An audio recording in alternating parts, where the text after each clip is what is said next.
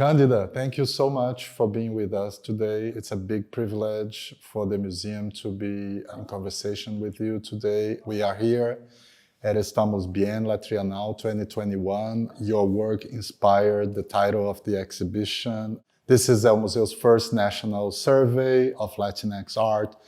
So thank you so much. It's a big privilege. Today we're going to talk about your career, your trajectory, your work, both as an artist, as a painter, and as well as an educator. So I wanted to just start by pointing out to your common history with El Museo, right? I mean, as two notable Nuyorican entities, right? You as an artist, El Museo as an institution. I know you exhibited here early on in your career, but you also were part of the institution's curatorial department in the 1970s. So maybe we should just start by you sharing with us a little bit about how did you first learn about El Museo? How did you first got involved with it? Well, I want to say thank you for inviting me. I'm so honored to be back and to be in such a robust exhibition with so many generations represented. It's quite joyful an event, and I'm happy to be here with you today in New York City, within the COVID moment, right? So to your question, the 70s. I was at Fordham University Lincoln Center. We had a really, I would say, fairly powerful Puerto Rican Studies department. I remember being in sort of demonstrations in the lobby of the school to keep it open. It was a very important place. And so I had a community there. And I believe in those conversations with my colleagues, the students there, I learned about a museo. And also from there, I took workshops, uptown. I lived in Brooklyn. And so I was around Louis Cancel and who else? There were a few other people there at that time. And I think I met Nitza Tufino at that time also, and her father, Rafael, who also was raised in Brooklyn. And then I learned about the work of Lorenzo Soulmar from another student at the school, and he gave me the address because he was from Puerto Rico. And I went to the studio. I went to his studio. I remember I was so shy. I didn't want to ask too many questions. And he told me about the social history of art, all the volumes. He said, get that book and read them. That was Raphael? That was Lorenzo Soulmar. Oh, Omar. So I was in his studio.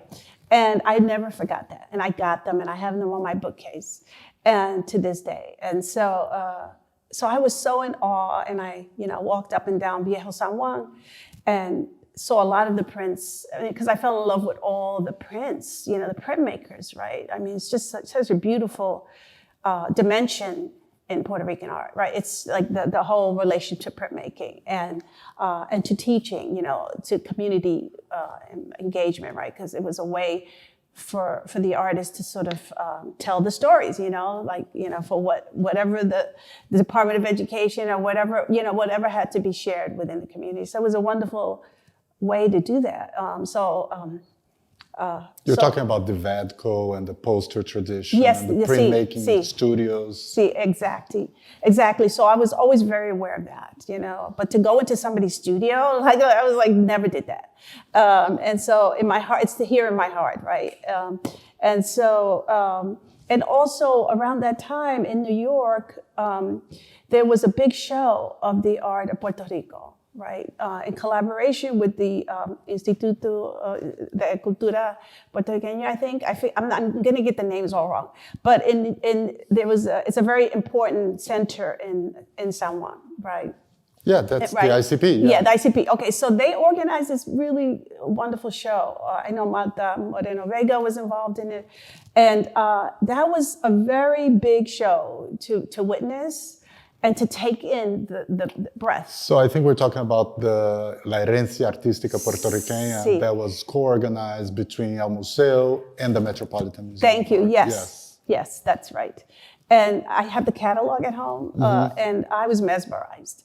And it was around that time that I learned about the work of Francisco Oyer, right? Yes. And I'm not sure if it was in New York or whether it was when I went to Puerto Rico to visit that I saw El Velorio, right? And so that became a really important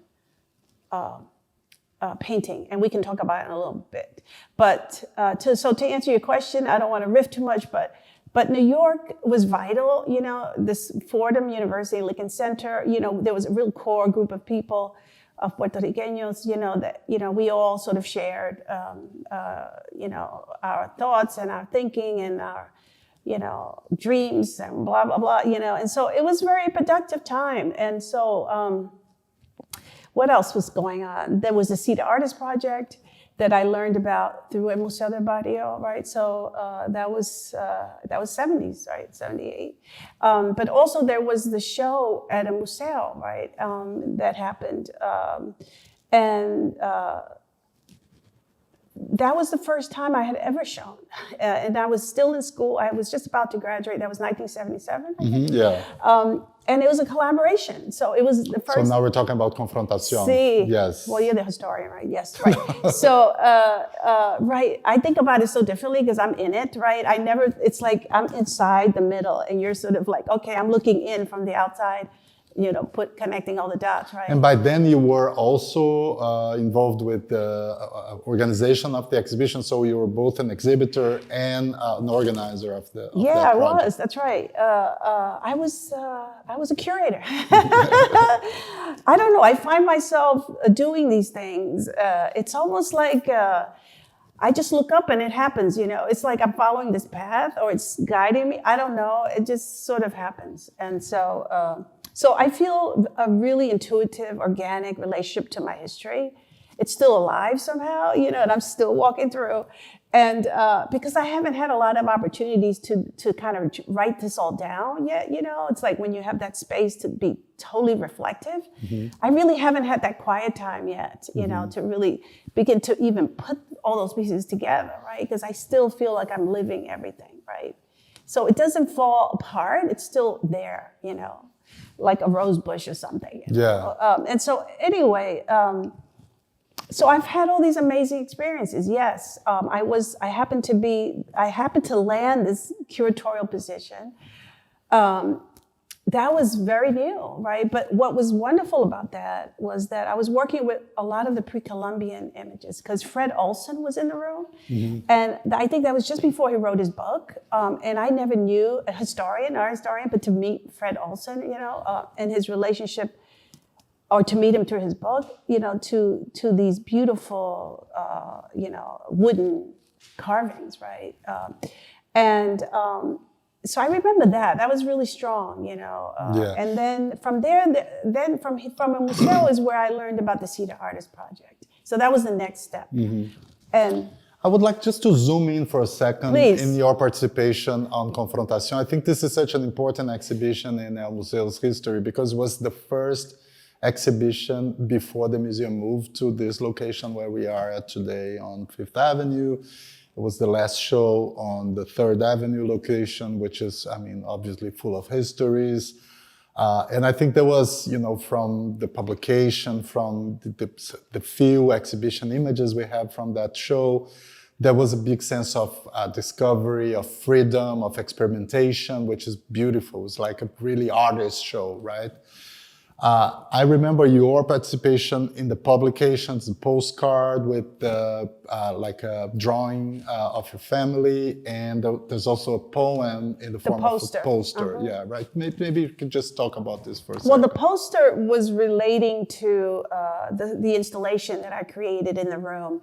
And I think Nestor Otero was in that room. I can't really remember because we split up into different rooms. But I just remember, maybe I was there with Luis Aponte. Was he in the show? I think Luis Aponte, I can't remember now, but I think he was. But anyway, so I created this installation where I kind of created like a clothesline almost up in the ceiling. So I worked with the ceiling and I had made these stuffed sculptural figures, objects. And They were based on aquava dolls, that were used to sort of during a pregnancy, for protection, right? They were sort of wrapped around and protected the woman who was carrying the child. So I created these objects, and then I hung them up, and then I wrote a poem about sort of just being in that room. But I remember this moment, I was just budding, the opportunity to work with these brilliant, artists, many of them, most of them were older than me, right? So and then to understand that art not only is a practice where I could be quiet and by myself, but I could also have this engagement with somebody else. So I can collaborate and create an installation, right? Which meant that it was bigger than the object or the drawing or the painting in my studio, right? So that kind of lived participatory idea where a seed of an idea can grow and be part of the architecture or to echo through several rooms. That was very empowering. This idea of the ambience. Yes, and the it was space, very empowering, yeah. And then we all came together to create the catalog. We also came Which together. is fantastic. Isn't it fabulous? Yes, and so I think it was a real radical action. I think certainly for the Museo, I think certainly for me, and I think for everybody involved, because I think installation art was not really in the conversation yet. So it was just beginning, so this idea that I think that we channel something, and it's something very important, and it really helped to build community, right? Because it wasn't just artists from Puerto Rico, it was the beginning of a Latinx kind of experience, right? Yes. And so I think that that's what a museo was always wrestling with, right? I mean, how do we, at its core, it wanted to be Puerto Riqueño, right? And it's a beautiful thing, right? But at the end of the day, you realize, well, maybe it means it's how do we begin to have this bigger dialogue, right? I think you were the first Latina resident at the Studio Museum, probably, right? I don't want to say it because maybe it's not, and then it's... Yes, I was the first, the first... Puerto Rican woman. The first... Maybe there was like Puerto Rican man before you. Jorge Rodriguez. Jorge Rodriguez. Yes. Who was a beautiful soul. Yeah. He was there with David Hammonds and Charlie Abramson. Yeah. May his soul rest in peace. He died, right? He was a real babalawo. He was a very sacred man. So Candida, I wanted to pick up from something you said about the 70s and the early 80s in New York, I guess, on how the importance of the organizations, the networks between artists, the organizations played a major role, I think, in the context that your work, in which your work flourished. Artists of color, organizations of color. You were the first, I believe, the first Latina woman to be a resident in the Studio Museum of Harlem program in the mid-'80s. You were also part of other exhibitions with like larger groups of like women of color, such as Autobiography, the exhibition organized by Howardina Pindell. So I think this is when, looking back at your work, we see a lot of the idea of identity really playing out and occupying a major space in your interest. So if you could just tell us a little bit more about that ecosystem in the late 70s, early 80s, beyond El Museo and other networks of artists and organizations in New York City. Well, that's a big question. I know but I love the way you talk about it as an ecosystem, because I think it was an ecosystem. And I mean, I felt so lucky to be part of that, right? And again, we talked about this a little earlier I just felt so, like I was on a path. You don't think about these things, right? But you're sort of just moving, and then all of a sudden you look up and you're like, wow, I met that person there, I met that person there. So life is an adventure. You just never know how it's gonna go. So I wanna say, I graduated from Fordham. I was in that amazing show at Museo. I learned about a Museo, right? So that kind of gave me a connection.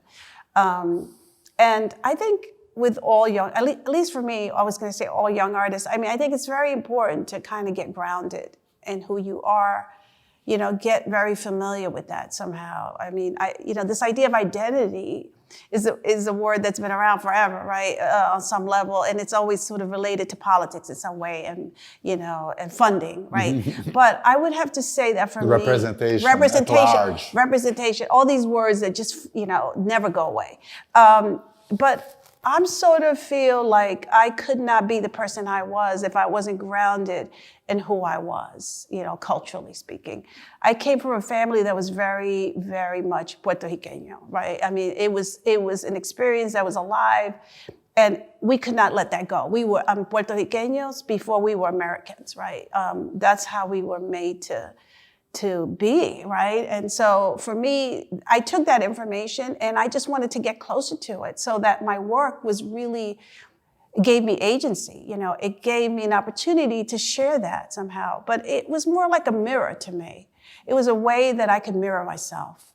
And in doing so, I always felt like by holding on to that, I moved away from this idea of invisibility, right? Because you know, being a brown-skinned woman, you know, being a Latina, you know, just always feeling a bit invisible, right? Or a lot invisible. But that doesn't, you can't hold on to that. You have to hold on to the other parts, which is, this is the core of my power, you know, this is what I need, you know, and so I gave that to myself. And so that's why the work was very much about the things that I did, you know, like girl ironing her hair. That's that's such a fantastic painting of that time. Thank you. I know. Because it's really like it's such a like condensed representation of race and of like female identity. I want to be beautiful. So I did have banana curls, but I also had, you know, I like the idea of ironing my hair. Where did that come from? I have no idea, but I used to have a brown paper bag, you know, and then I did a lot of paintings. I have a lot of paintings of that because it is a little odd, isn't it? But it was normal for me then, right? And so, but I didn't do it a lot. But I used to love to go dancing, you know, to the like corso. The bolero painting. The corso. You know, that gave me a lot of agency too because I love to dance. Yes. And we danced at home. We celebrated the holidays, right? My father was. We threw a lot of great parties, and so we lived in the projects for a long time. We didn't do any parties there, but I had a pet chicken for a few months, you know, that's a whole nother story. So I did a whole nother series of paintings, not a lot, but about my chicken, and blah, blah, blah. So anyway, and so there's a dog painting in your book. There's a dog painting the first painting. Gigi. Yeah, it was a very special dog. Yeah. So beautiful painting. Thank you. It's so full of affection. You can see. Well, the dog comes in a lot of my work over the years. Especially in the 80s. Yes, as a little animal, there's a little dog. And also I'm fascinated by the mythologies about the dog, you know, sort of going before the deceased, you know, holding, sort of moving forward the soul, right? It's sort of a special protector of the soul, right? This whole thing in mythology. Like a guardian. Exactly, thank you. The guardian of the spirit, right? Yeah. So I'm fascinated by that too. And my special dog, Gigi, well, my family's dog died and we buried the dog. But I wanted to ask you also about the way you were approaching painting during this time, right? Because I think there's a lot of mark making. There's a lot of, I know most of these paintings, all of them, just from reproduction, but I can see there's like a big investment in the surface, in texture, in not being like naturalistic, being representational, being narrative, but really investing on the quality of the painting, right? So if you could say just a few words about that and how did that come about? Well, I just want to say one thing. When I was at Fordham University in Lincoln Center, I studied with Paul Brock, who's married to Miriam Shapiro, Susan Kreil. Who else was there? I keep thinking William Schwedler was teaching, or maybe it was his book that, you know, for some his book, Charm Circle, was real big in my head. But what I wanted to say was that I was looking at Seurat, you know, Impressionism. I loved the look of that, you know, and I wanted to create that. So one of my big paintings, you know, she went round and round. That one, you see the dog? Yes. The dog is there too. I'm there. Because I used to love to twirl around and fall to the ground. I mean, what kid doesn't like to twirl around and feel like you're just somewhere else? So I just love that. And so Seurat was very big on my mind. And so what else? It's interesting you bring up Seurat because it's really like this idea of how does an image get constructed, right? How or like Cézanne, no? How does an image that you see gets constructed? Is it with points? Is it with brushstroke? Is it with like digital? Or, you know, and this I can feel in these paintings, right? There was this interest by how each part of the painting is really constructed and composed. Right, so I remember using the brush and I was using acrylic paint and there was something about dragging the brush across and it becoming lumpy, right? And so in that lumpiness, not only did you get the color and the you know how and shifted the and the relationship between color, you know, the science of color, right? I mean, so this alchemy that happens, right? I mean, but Seurat was really smart. I mean, in terms of what he was doing, right? I mean, so and now it looks pixelated, but yeah, it does. But he was pre-pixelation, right? So, but the alchemy. Oh, but photography was there. No, exactly. Yeah. But well, that was the other thing that I was looking a lot at is photography. I loved photography. And let me tell you, the first thing I ever spent a lot of money on was a camera. And that was in the 70s. I took a photo class at Jamaica Art Center. Yes. You know, how images really, what images made of, right? Well, I love Roy de Carrara. I love the darkness. I love Steichen. I used to love looking at Steichen pictures. I love the darkness and the slowness. And I thought I was going to be a photographer. I really did at first, but you know, but then, you know, and then I met Dawood. That was like, and then I said, okay, no, he better take the pictures. I'm going to keep painting. Mm-hmm. But anyway, so Seurat was in the room. But I would also say that early on, Oyel was in the room too, right? Yes, another and I saw his right.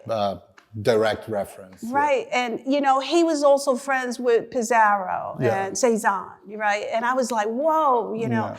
But also, I was taken by the scale of the work, the kind of light quality in the work.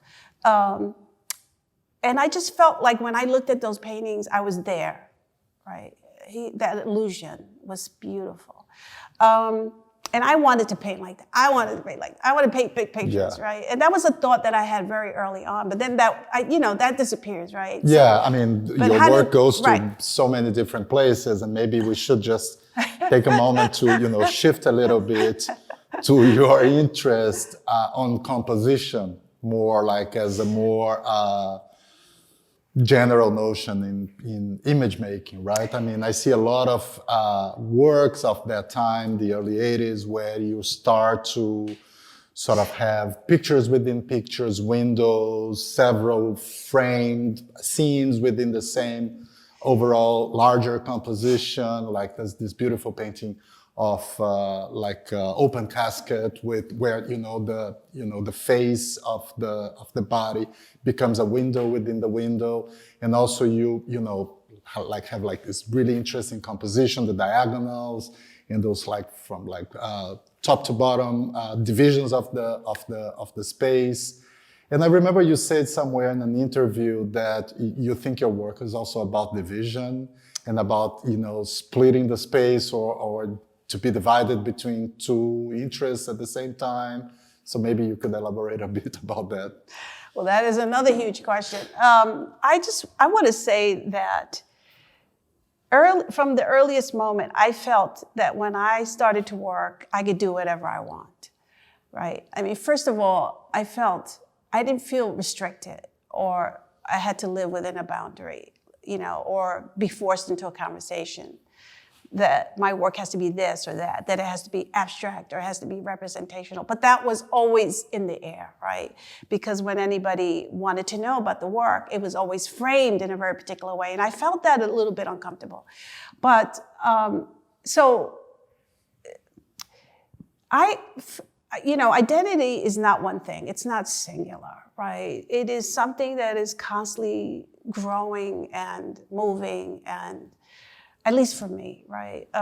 And so I had a lot of things to look at and to think about and to sort of use. I had a lot of information. I never felt like I didn't have anything. I was never bored. I just always have a lot of things to work with. And I kept thinking, well, why not share something that is very intimate almost, something that has been lived, and then also share something about what happens when I look out the window. So having grown up on the 14th floor of the multiple dwelling, which was Farragut Projects, which is now called Fort Greene, I think, bigger. But to have the opportunity to look out of a window, perched like a bird up high, was a wondrous thing for a young person, and I shared a bedroom with my sister, and I remember my favorite thing was looking out the window. Because not only did I have the sky and the clouds, but I had the highway with the cars zooming, but from my perspective, they were tiny, right? They were kind of tiny. But then I could see people walking, and I could see so I had an aerial perspective, right? It was just wondrous. And that experience, I believe, of looking out and having that sense of the world and the space, that kind of comes, and the light, and, that focus with this other focus, which becomes what we call introspective. Right? It's when you're quiet. It's when you notice the little things. It's the intimate things. I think that is really what my work is about, right? So it's micro and macro, right? Mm-hmm. So that sensibility reassembles itself through these weird compositions, and also the idea of the multiple panels, mm-hmm. which in many ways came from the church. Looking at, first of all, the Stations of the Cross, also looking at stained glass windows. Oh, that's right. I mean, the whole multiple panel does come from Christian iconography. Exactly, yeah. That's where it comes from. Really. Yeah, altarpieces. Exactly. Yeah. The idea of telling. Reliquaire, yeah. Exactamente. And it comes from telling multiple stories. But it's always in the story, mm-hmm. right? It adds up to this thing also. So I really love that. And I love the Renaissance, right? There's something very beautiful and provocative. Just the way that's all, the polyptics, the idea of a polyptic. And also, in my life, it was also the idea of living in a building with multiple units. Mm-hmm. So I felt like it was completely right for me.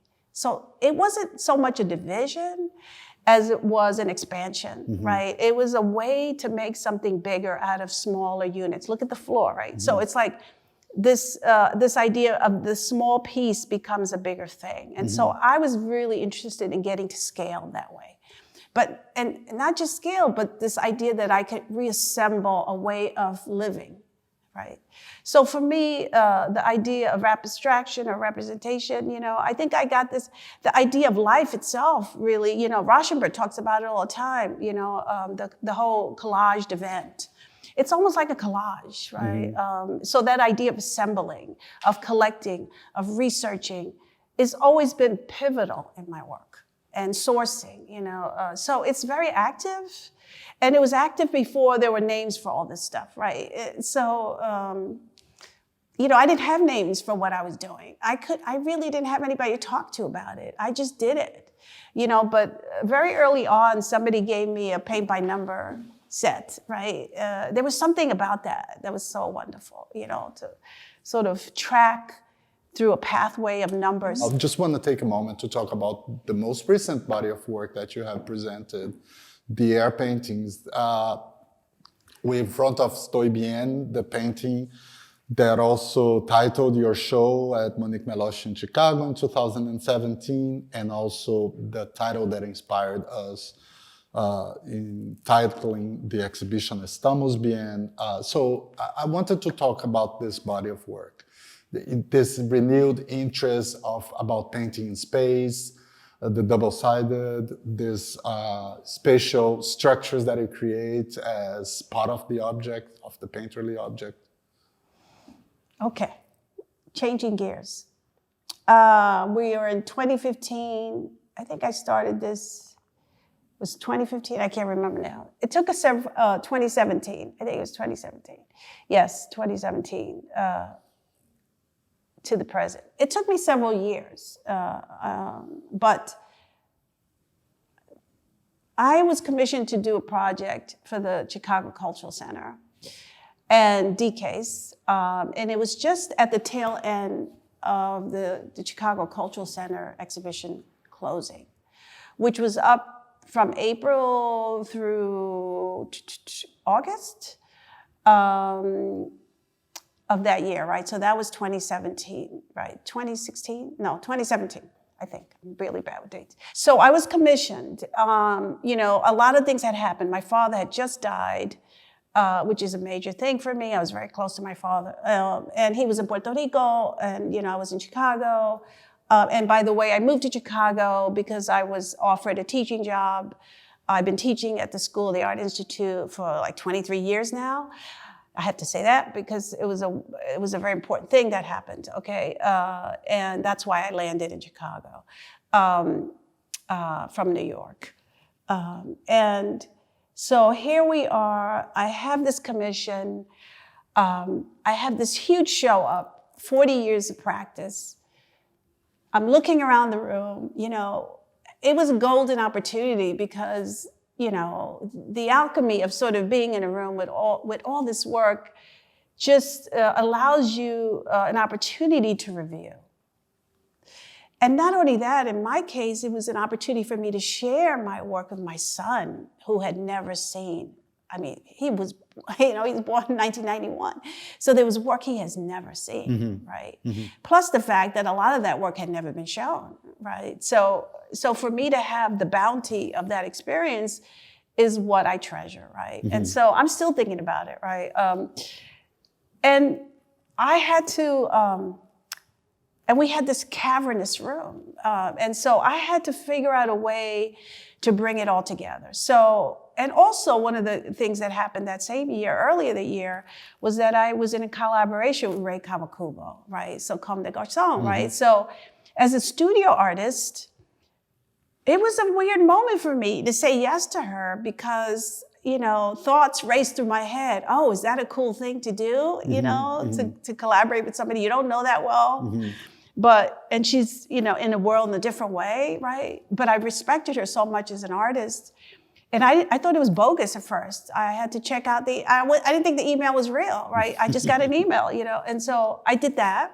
So, you know, men's couture, boy shirts. So that was a way to get my work out into the world in a different way. So to see it on bodies, to see my paintings move in space in a different way, it was pretty cool, actually. But I wasn't sure how it was gonna be, you know? Okay, so that happens. And then this other opportunity happens to do this commission, but it was for a space under Wacker Drive, which is under the highway, pretty much, you know, in Chicago, right off of Michigan Avenue. Very, very, very important spot, like where the Dearborn Fort was. You know, there was a lot of military action around there. You know, it's a very interesting vibe there. You know, so anyway, so I'm under the highway there. This is commissioned for a piece that had to be done really quick, and I think they want. So I thought, well, some kind of digital work, right? Well, I hadn't really worked digitally, you know,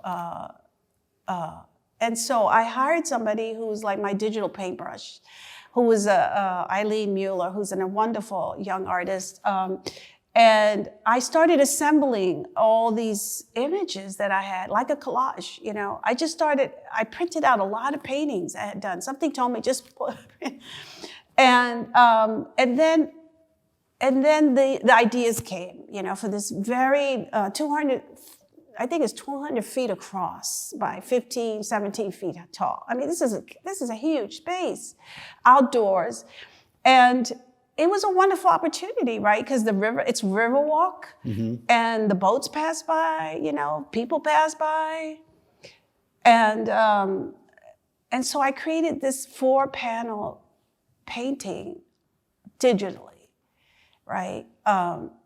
And that was something I never anticipated. And I have to tell you, there was a moment when they were installing it at night.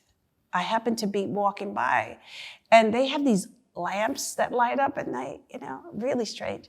And I remember looking at it and thinking of Sarat, because I was thinking about this landscape, you know, and then when the lights come on, daylight, you know, it becomes part of the landscape, so that, and it pushed the ground plane. Yeah, that's what I thought about, right? When you mentioned like the Riverwalk and yeah. It was like I was in a painting. And Yes. it was this weird moment. It was the same way when I did the stained glass windows. There was a moment when I felt I was in another century. It was like that, you know, and because the light and the exquisiteness of the light. But anyway, this was a different light. Because it wasn't fancy, you know, it just, you know, it was the first time anything like that was going up. So the highway part was it had its own markings. So this just, so not this, but the ground from which this started was a proof for that painting. So what's the process more or less here in terms of what's digital, what's painted, how does digital image making? Well, you could see, I could see like the flattest colors, the pastel, that's the printed. Like downtown colors. Yes, and then but they are paintings photographed, yes, right? yes, exactly. So it's all painted. Yes. It's just one is optical. Yes. And then the other one is more active, right? It's so more again, it's more like matter-like. Exactly. Yeah. So in many ways, that brings together two of the things that, you know, it's like that thing, you know, where it's actual and it's also remembered, right? So I kind of like that spirit in terms of, I don't know. So anyway, I had these proofs, and I didn't want to leave them. I just asked for them, so they gave me these proofs. This was the biggest one, and then the other ones were cut in half, pretty much. And that's the rest of the show, right? Yes. So I never knew that I would be exhibiting these. I didn't know I was going to do anything with them. But once my father died, the show was closing. I just needed to do something, right? And so they were there, and I had all this paint, and I started, I put it on the floor. I put plastic up on the walls and on the floors, because I didn't know what I was going to do. But I love the idea that this is banner material, yes, right? Which means it's already in the world. Yeah. And I loved the engineer. What happened was it took a long time for them to figure out what the look of the openings was going to be for the Wacker Drive, because it couldn't be too big or too small, because it couldn't pull the bridge down. So I was fascinated by the idea that all this focus was in the air that would go through. So I call them air paintings. Yes. Because I thought a lot about that, and also because air, you know, is always in the room. But I love the idea that you could see through this. Yes. And so that the room itself also becomes part of the work. Well, one thing we realized, absolutely, and one thing we realized when we were installing this painting here is that it really changes according to the light as well, right? Yes. So if you lit it just one side, or if you light it on both sides with the same intensity, it really changes. And the other thing that is really beautiful about this works, I think, is how it really encompasses the experience of walking. And in some ways, we're always walking when we are in an exhibition space. You know, in a museum, it is a moving experience. Now you move from one painting to the next. So I think it does a lot to your body too, you know, that you have to, you know, go around them, you see them in profile.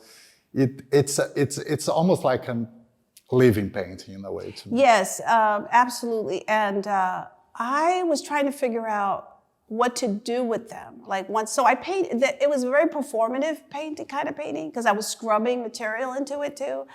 The first thing that I started though was the words "Estoy bien," and it was just because at that moment, Hurricane Maria was happening, and that's what started the painting because I was really desperately trying to find my mother and sister, right? So, and we were researching everywhere. I had friends on Facebook, because they come from a little town, Villalba, right? And there was no cellular service, right?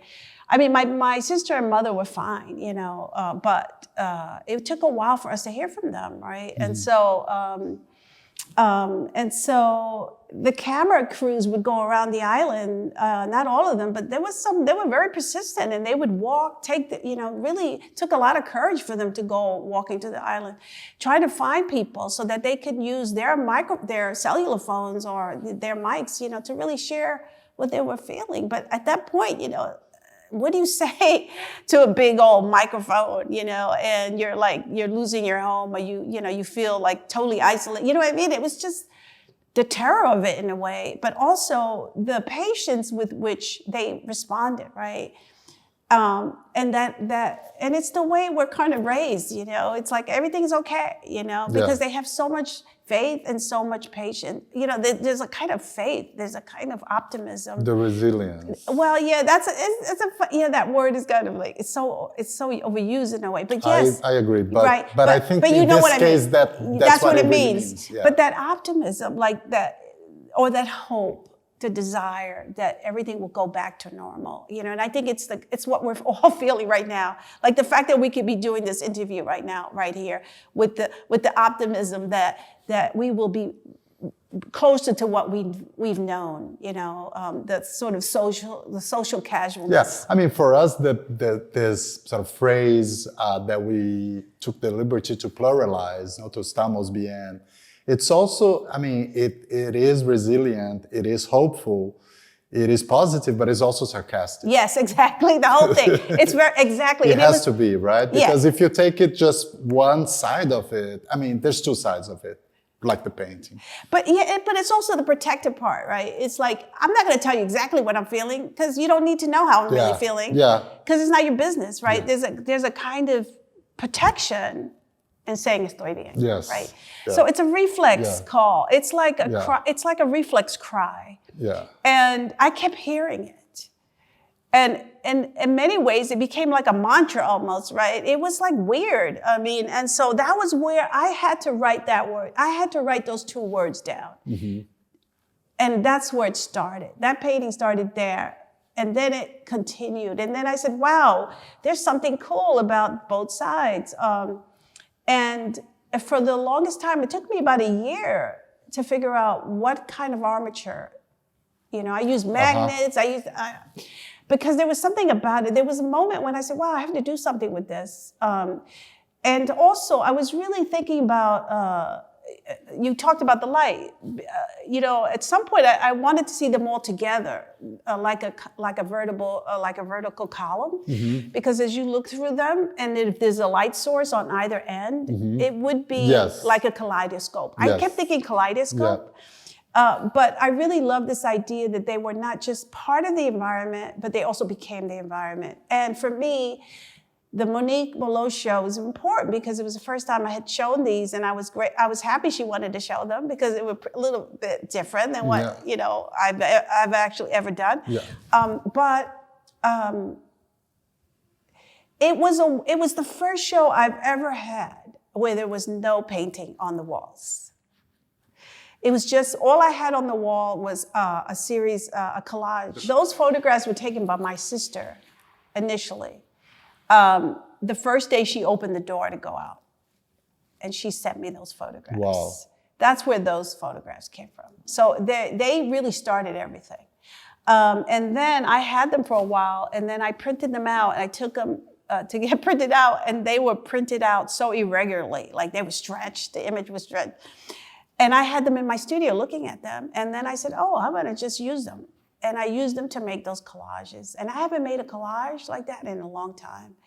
And then I started cutting up stuff that I had. So like from the paintings that I had used for the bigger piece, they were lying around. I had all these extra copies around. So it's very instrumental to the entire body of the work. And they really are the beginning point, right? And so yeah, that's like where the story started, you know, on some level, but it was food. It was just, I sourced so many things, right? So that was an actual source, but also a shared source.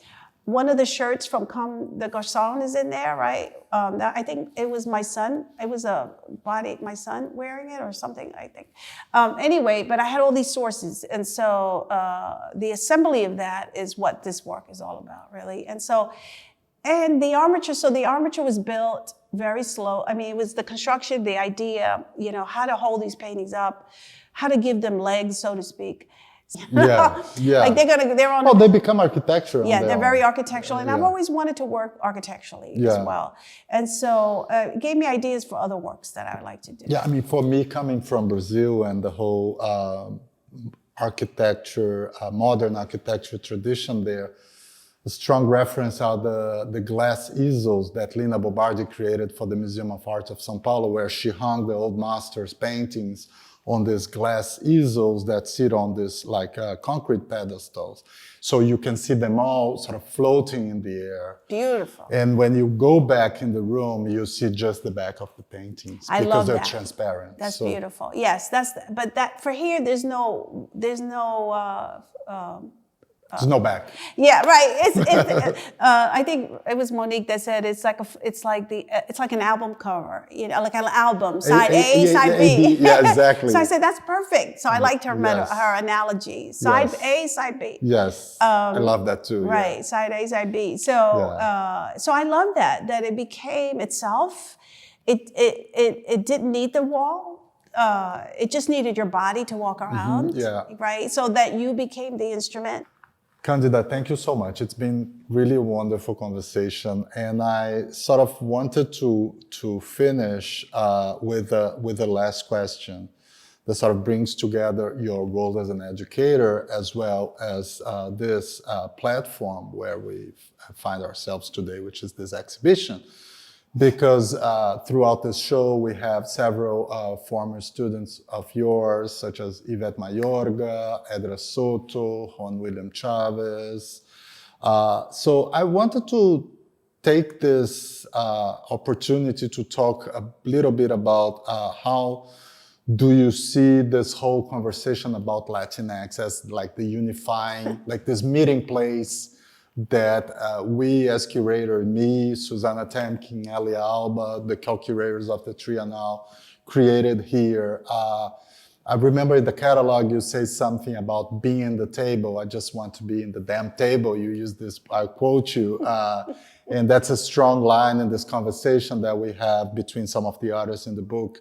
So I wanted to invite you to talk a little bit about that from the perspective of this multi-generation conversation that we are enabling with this show. Well, it's been great to share my memories with you and to be here. So thank you. And in response to your last question, I would say community has always meant everything to me. And I couldn't be here without it. And I think that this idea of Latinx is an example of how generations thrive, right? You know, over the years, it keeps changing, but there's always a struggle to self-identify, to be present, right? To sort of push as far away as we can this idea that we don't exist, you know, that we need our visibility. And so I am grateful for the opportunity to be in the midst. You know, it's not always, I don't feel old. I mean, I feel like I'm living with everyone else here, right? It's like, it kind of breaks this idea about generations and the fluidity of time. So I prefer to think of it that I'm living in time with these younger souls that are here, right? And for those, you know, like my dearest friend, Nestor Otero, you know, Jorge Soto, who are no longer on this earth. I would love to dedicate this conversation to them, and for all the things that they've given me. And so we have to share. I'm touched by the fierceness in the assembly of thinking, that in many ways is a way to gather strength, right? It's a way to unify. It's a way to vocalize the enragement, or the unfairness, the lack of visibility, or the attempt at invisibility, because we're not invisible. Like, thank you very much. We're a large number of people on this earth plane, and we are doing very amazing, productive things. So I feel it's invaluable, right? And I think that there's a real need to self-identify, and so I feel like every generation has a right to it. And so it's kind of cool to be invited to be part of it. Would I, say I'm Latinx from the get-go? No, I'm still a little uncomfortable with it, but I still feel it's important, and I'm quite honored to be a part of it, the generation, and that I can be accepted into this bigger banquet. It's a banquet now, right? Forget the table, it's a big banquet. I am here to share my story. This is a story, right? This is a life, and I think it's, it moves, right? It's about a sense of place, a sense of time, and it's an important one. Right, and I'm happy to be part of, to reunite with a museo, because, it's been a long time. And I think that, to prove, you've been working hard and getting a museo out there again, in such amazing ways, that it's wonderful to be alive and to be a part of it. It's great. It's a joyful feeling. And so,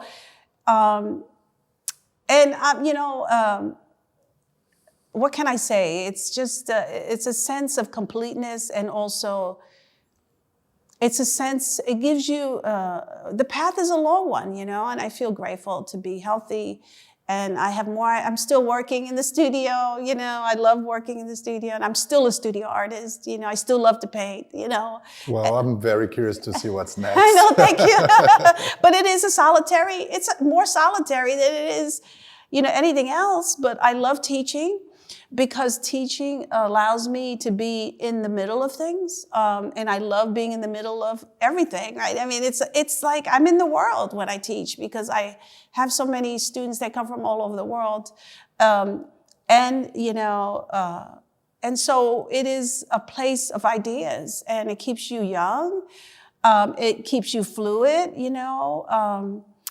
and I feel like that's the gift I've inherited, this idea that I can still be very liquid, that I can still ask questions, that I can still be in the conversation. Like, there's no end point, really, that we are who we are, and we don't need to sort of live by rubrics or notions about, what this should be, what painting should be, what subjects should be, what context should be, whether it should be abstraction, whether it should be representation. I don't really think about it that way. I've never thought about it that way. And I just feel like I'm dealing with life, and the way it comes to me, right? It's both internal and external. Wonderful. That's really fantastic. I mean, muchísimas gracias. Thank you for your optimism. Your work has been such an inspiration for us all curating this show. Thanks for your work in the exhibition. Oh, thank you for inviting me.